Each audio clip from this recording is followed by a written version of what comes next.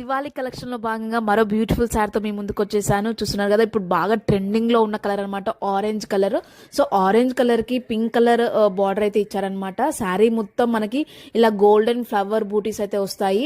So orange colour కి pink colour contrast blouse కూడా ఇచ్చేసారు.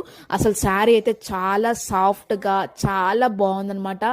మంచి బడ్జెట్ ఫ్రెండ్లీ శారీ అండి. బిలో 700కే మనకి ఈ శారీ వస్తుంది అనమాట. అసలు ఈ శారీ బిలో 700కి మీకు బయట ఎక్కడ దొరకదు.